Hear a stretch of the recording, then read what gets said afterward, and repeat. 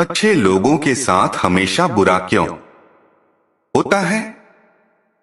गीता में श्री कृष्ण ने दिया है अर्जुन को इसका जवाब। अच्छे लोगों के साथ हमेशा बुरा क्यों होता है?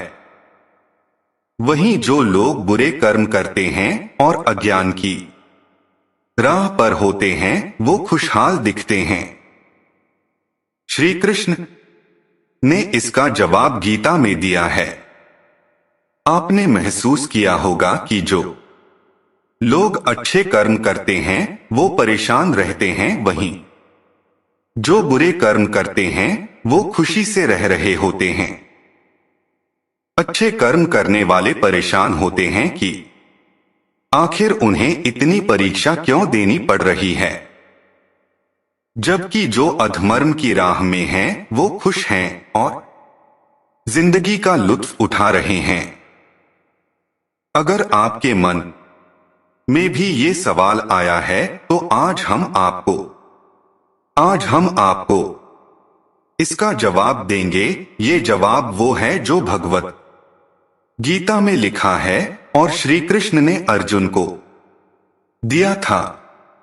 भगवत गीता में वर्णित कथा के अनुसार जब भी अर्जुन के मन में कोई दुविधा होती थी तो वो श्री कृष्ण के पास पहुंच जाते थे। एक बार की बात है, अर्जुन भगवान श्री कृष्ण के समीप आकर कहा कि वो दुविधा में हैं और इसका जवाब वो श्री कृष्ण से चाहते हैं। श्री कृष्ण ने पूछा कि क्या सवाल है?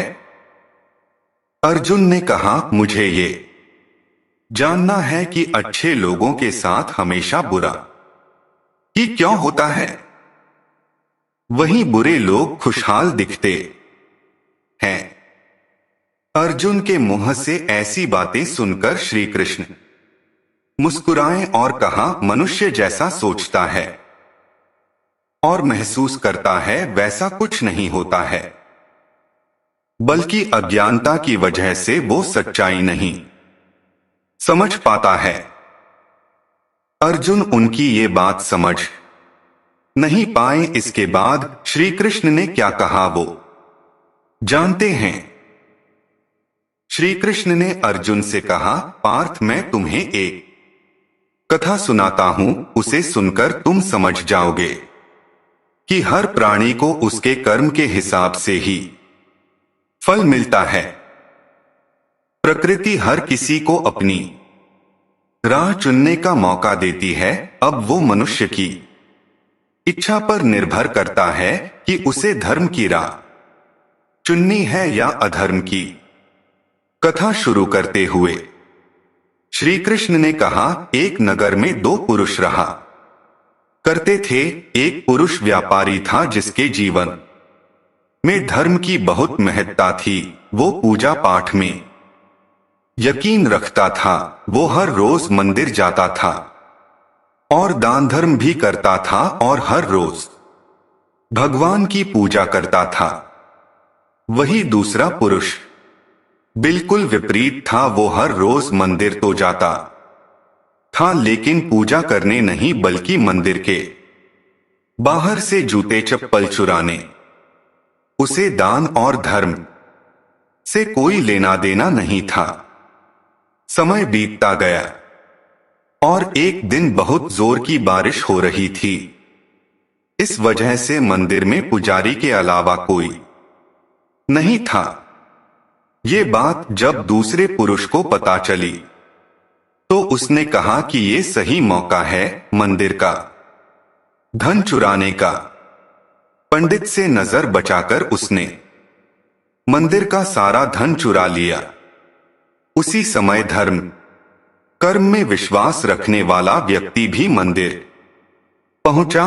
दुर्भाग्य से मंदिर के पुजारी ने उसे ही चोर समझ लिया और चिल्लाने लगे। वहां लोग एकत्र हो गए और उसे बहुत मारा। किसी तरह वो बचते बचाते वहां से निकला तो दुर्भाग्य ने उसका साथ वहां भी नहीं छोड़ा। मंदिर के बाहर वो एक गाड़ी से टकरा गया और घायल हो गया। फिर वो व्यापारी लंगड़ाते हुए घर जाने लगा तो रास्ते में उसकी मुलाकात उस पुरुष से हुई जिसने मंदिर से धन चुराया था। उसने कहा, आज तो मेरी किस्मत चमक गई, एक साथ इतना सारा धन मिल गया। ये सब देखकर उसे बहुत बुरा लगा और उसने अपने घर से भगवान की सारी तस्वीरें निकाल दी। कुछ सालों बाद दोनों की पुरुषों की मृत्यु हो गई।